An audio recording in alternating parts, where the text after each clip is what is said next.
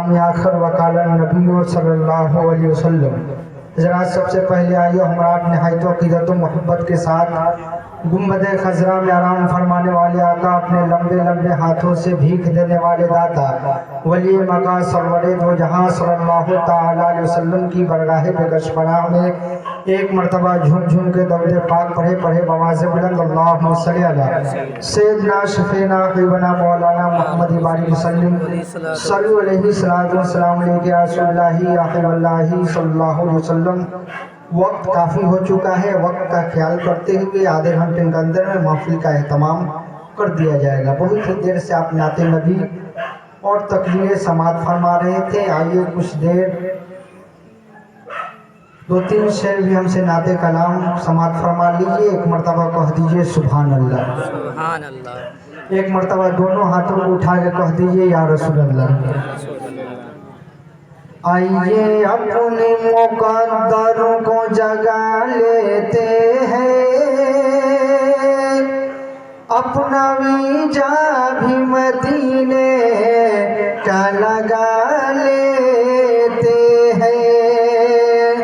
कौन चाहे कि पलट आए वहाँ से लोगों, जिसको सरकार मदीने में बुला लेते हैं। मेरे आका मदीने में बुला लेते तो अच्छा था। मेरे आका मदीने में बुला लेते तो अच्छा था। हम दुनिया में ही जन्नत का मजा लेते तो अच्छा था। हम दुनिया में ही जन्नत का मजा लेते तो अच्छा था। अब पैसा मत दीजिए, लेकिन सुभान अल्लाह बोलिए, कह दीजिए सुभान अल्लाह। सुभान अल्लाह। लेकिन सुभान अल्लाह बोलने के लिए पैसा नहीं रहेगा। एक आदमी का ऑपरेशन होने गया, बहुत रो रहा था, इतना रो रहा था कि डॉक्टर परेशान हो गया। डॉक्टर बोल रहा है कि मरीज क्यों रो रहे हो, बात क्या है, तुम्हारी रोने की वजह क्या है। तो मरीज बोल पड़ा कि डॉक्टर साहब पहली बार ऑपरेशन होने जा रहा है, इसलिए मैं रो रहा। तो डॉक्टर बोला कि घबराओ मत, मैं भी पहली बार ऑपरेशन करने जा रहा हूँ। जिस कमरे में ऑपरेशन की जाती है उस कमरे में मरीज को लेटा दिया गया। थोड़ी देर बाद जब डॉक्टर पहुंचा तो उसके हाथों में फूलों का हार था।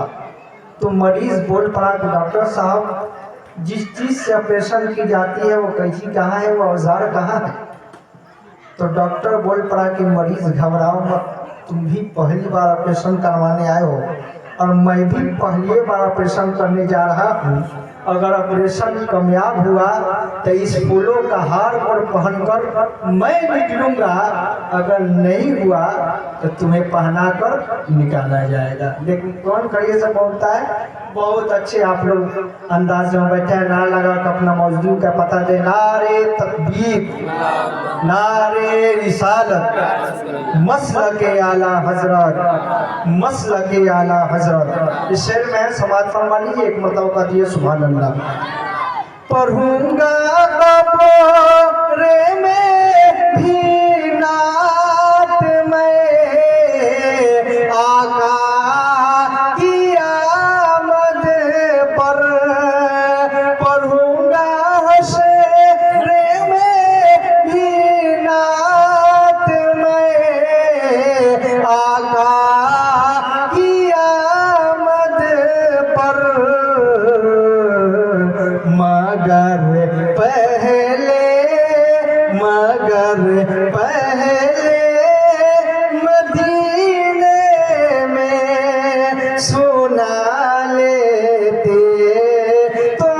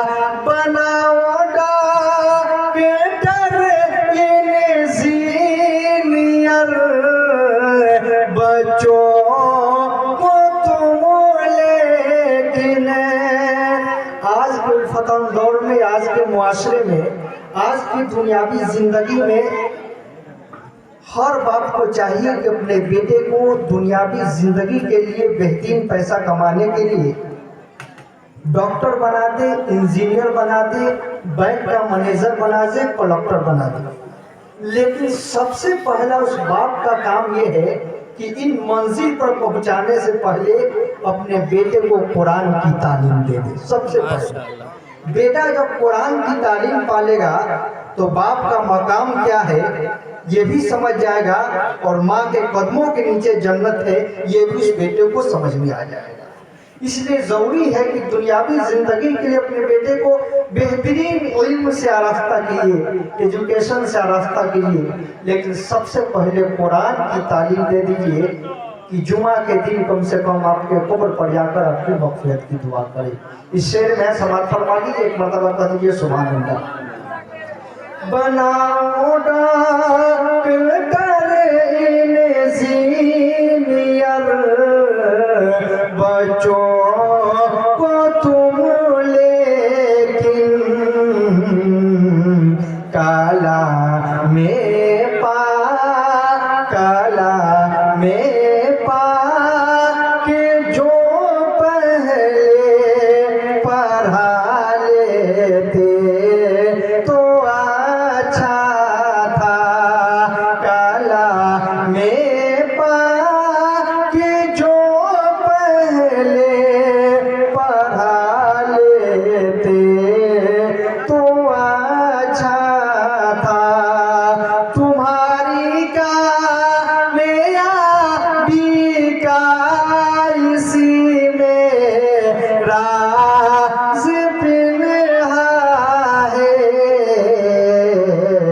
अगर माँ बाप रूठे हो मना लेते तो अच्छा था। अगर माँ बाप रूठे हो मना लेते तो अच्छा था। मेरे आका मदीने में बुला लेते तो अच्छा था। सैयदना शफीना इब्न मौलाना मुहम्मद बारी सल्लल्लाहु अलैहि वसल्लम।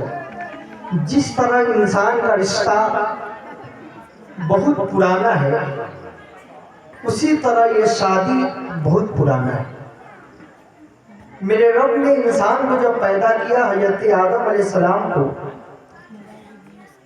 मिट्टी, हवा, आग और पानी, चार चीजों को मिलाकर मेरे रब ने इंसान का वजूद लाया। हज़रत आदम अलैहिस्सलाम की पैदाइश की। हज़रत आदम अलैहिस्सलाम को मेरे रब ने जन्नत में रखा। आदम अलैहिस्सलाम जब जन्नत में रहने लगे तो जाहिर सी बात है, जन्नत में मेरे आका इरशाद फरमाते हैं कि जन्नत एक ऐसी जगह है जिसमें हर चीज मौजूद है, और जो इंसान नेक अमल करेगा, अपने रब को राजी करेगा, उसको बरोज़े महशर अल्लाह तबारक व तआला जन्नत में आला से आला मकाम अता फरमाते हैं। हज़रत आदम अलैहिस्सलाम को रब ने जन्नत में रखा। आप जन्नत में अपने रब के हुक्म से रहने लगे। जन्नत में शहद की नहरें, दूध की नहरें, भूरो गिलमा, तमाम चीजें मौजूद हैं। आप रहने लगे, कुछ अरसा गुजरा, कुछ जमाना गुजरा, तो आपने अपने रब से सवाल किया कि मौला करीम, मुझे जन्नत में मन नहीं लग रहा है, मेरे दिल को सुकून नहीं मिल रहा है, मेरे दिल को करार नहीं मिल रहा है।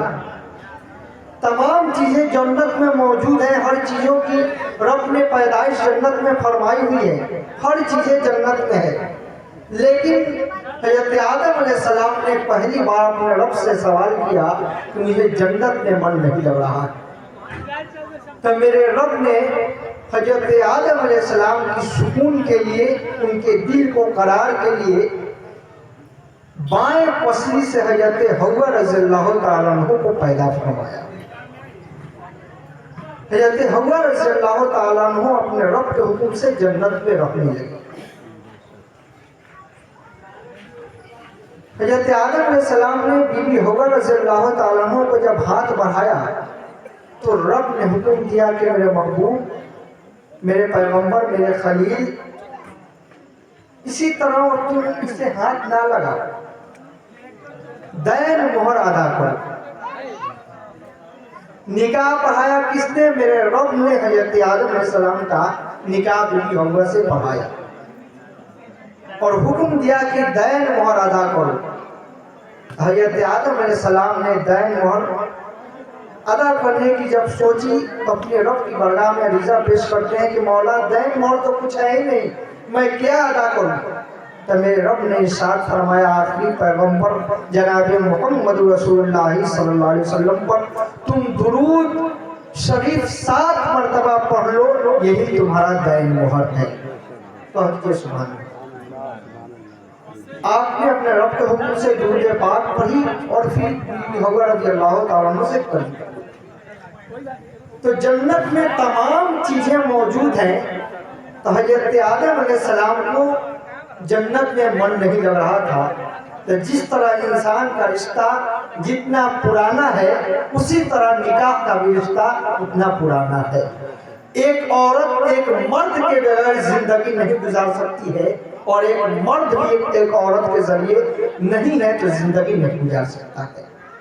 इसलिए बीवी को भी एक शौहर की तलाश है और शौहर को भी एक बीवी की तलाश है।